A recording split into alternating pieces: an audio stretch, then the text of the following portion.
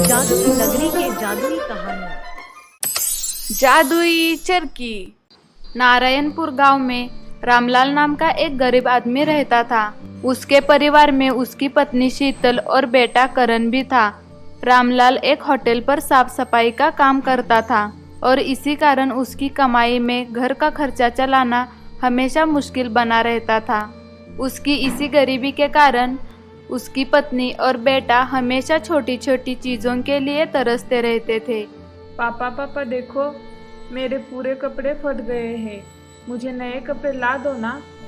अरे कपड़े फट गए हैं तो अपनी माँ से इसकी मरम्मत करवा लो। आप भी हद करते हो जी। देखते नहीं कि कपड़ा पूरा फट गया है, अब भला इसकी मरम्मत कैसी हो सकती है। तो और क्या करूँ मैं शीतल? बेटा करण, अभी तो मेरे पास पैसे नहीं है, जब आएंगे तो नए कपड़े दिलवा दूंगा। करण के लिए ये बात नई नहीं थी, क्योंकि जब भी कुछ मांगता था तो उसके पिता अपनी ऐसी ही मजबूरी दिखाकर उसका मुंह बंद कर देते थे। कपड़े तो कपड़े, उसके जूते और स्कूल यूनिफॉर्म तक ऐसे ही फटे हुए थे और स्कूल में सब बच्चे उसका मजाक उड़ाते थे। करण के जूते तो देखो पूरे फट गए हैं, और कपड़े तो देखो किसी भिखारी का रिश्तेदार लगता है। तुम सब मेरा इस तरह मजाक मत उड़ाओ।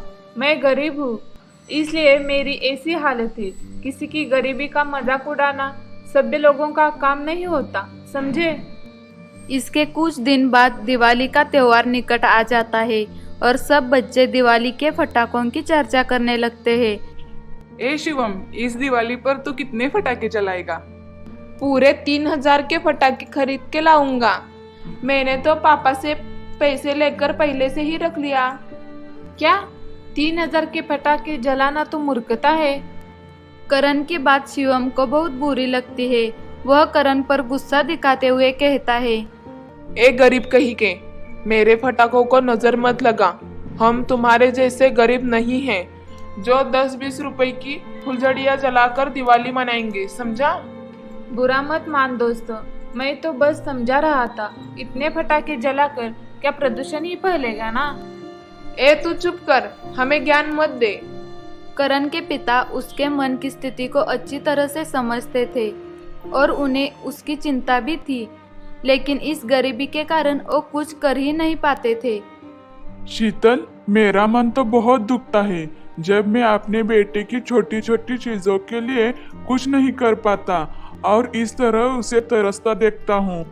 क्या करूँ? होटल के काम से तो बस रसोई का खर्चा ही चल पाता है। आप ठीक बोल रहे हो जी, लेकिन हम अपने बेटे को इस तरह कब तक तरसाते रहेंगे? अब इस दिवाली के बाद से होटल का काम छोड़ दूंगा और अपना खुद का कोई काम शुरू करूंगा। करण अपनी माता पिता की यह बात सुन लेता है और फिर उनसे कहता है, पापा, आप अपनी खुद की बड़ी सी पटाखे की दुकान खोल लो। आपकी दुकान खूब चलेगी और फिर मुझे नए कपड़े, नए जूते के लिए तरसना नहीं पड़ेगा। करण की बात सुनकर रामलाल और शीतल दोनों ही उसके भोलेपन पर हंसने लगते हैं और रामलाल उसे समझाता है, बेटा, बिना पैसे के वैसे तेरे कपड़े और जूते तक तो नहीं आ पा रहे हैं, भला फिर बड़ी दुकान कैसे खरीद पाएंगे हम? अरे हाँ पापा, ये तो मैंने सोचा ही नहीं। बेटा, तू जब बड़ा होकर पैसा कमाएगा ना, तब इनकी बड़ी वाली पटाखे की दुकानें खुलवा देना। ठीक है माँ। अगले दिन दिवाली आ जाती है और करण के उम्र के सभी बच्चे पटाखों के दुकानों के आसपास मंडराने लगते हैं। यह सब देखकर करण सोचता है, सब बच्चे पटाखे खरीद रहे हैं और मेरे पास तो पैसे ही नहीं है।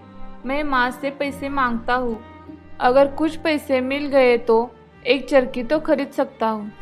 यही सोचकर वह अपनी माँ के पास जाता है।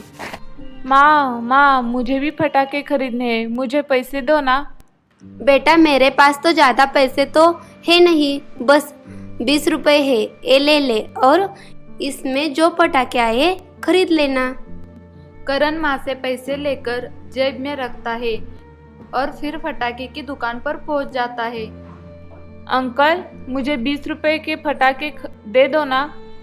अरे 20 रुपए में क्या आएगा, कोई एक फटाका ही मिल पाएगा। एक चरखी तो मिल जाएगी ना। हाँ हाँ मिल जाएगी, 2 पैसे। दुकानदार के एक कहने पर करण जैसे ही जेब में हाथ डालता है तो हक्का बक्का रह जाता है।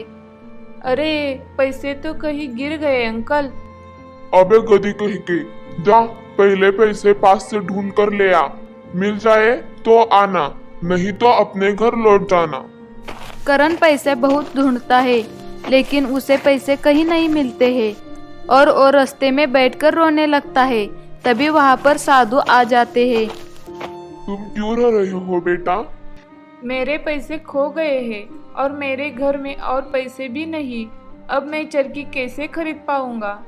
बस इतनी सी बात है, तुम रो मत, मैं तुम्हें एक चरखी देता हूँ। तुम घर जाकर उनको जलाओगे तो तुम्हारे परिवार का भाग्य पलट जाएगा। सच साधु महाराज? बिल्कुल सच बेटा। करण साधु की चरखी लेकर घर आ जाता है और फिर अपने माता पिता को उनके बारे में बताते हुए कहता है, पापा पापा देखो, मेरे पास जादुई चरखी है। ऐसा क्या है इसमें? क्या इन्हें जलाने से धन बरस पड़ेगा? वो तो पता नहीं, पर भाग्य जरूर खुलेगा, क्योंकि साधु महाराज कह रहे थे कि इसे जलाने से तेरे परिवार का भाग्य बदल जाएगा। अच्छा ऐसा है तो फिर जलाकर दिखा। रामलाल के कहने पर करण वो चरखी को जलाता है तो उसमें से बहुत सारा धन निकल जाता है। देखा पापा, बदल गया ना भाग्य। अरे ये तो सच में चमत्कार हो गया। हमें तो भगवान ने पल भर में धनवान बना दिया। सचमुच हमारा भाग्य तो बदल दिया भगवान ने। शीतल, आज के बाद हमें किसी का सहारा लेना नहीं पड़ेगा।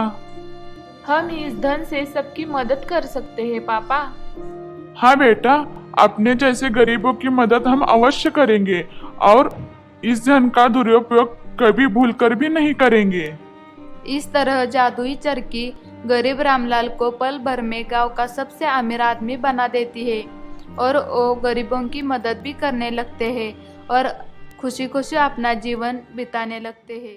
तो बच्चों, कैसी लगी आपको यहाँ कहानी? ऐसी मजेदार जादुई कहानियों के लिए please like, share and subscribe.